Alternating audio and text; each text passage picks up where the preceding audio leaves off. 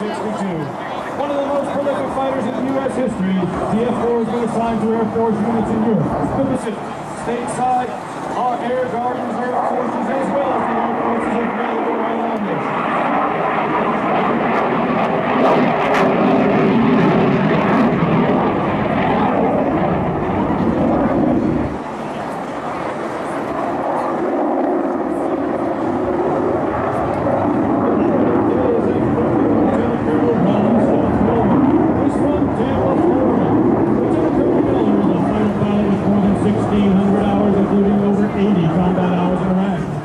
Please direct your attention now to the right for the F-4 dedication pass.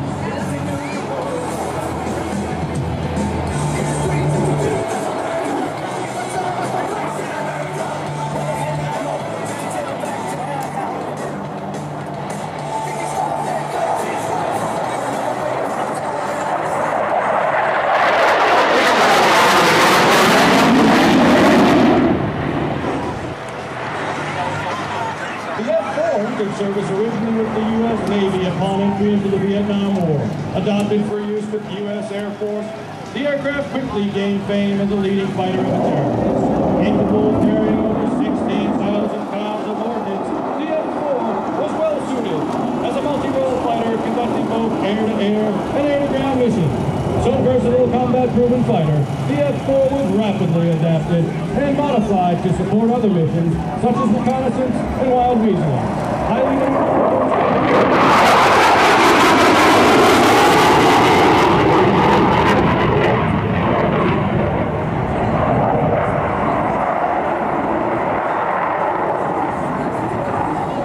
final variants, the RF-4C and the F-4G were officially retired from U.S. service in 1996.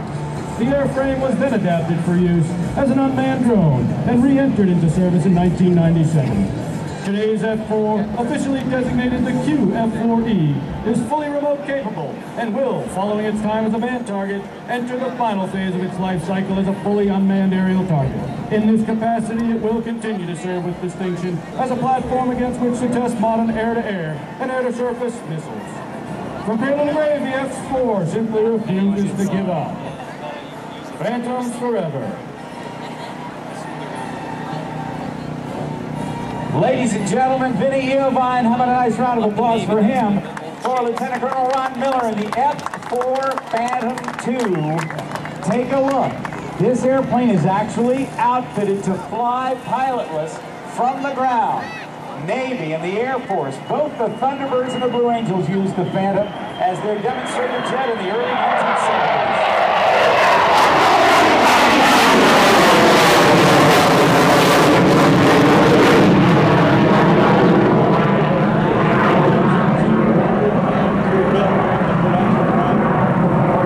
Only a handful remain in flying condition today, and sometime in the next few years, the airplane that you just saw fly by is going to find itself in the crosshairs of an air-to-air or ground-to-air missile and will be destroyed, as Vinny told you, as an unmanned or pilotless drone target aircraft.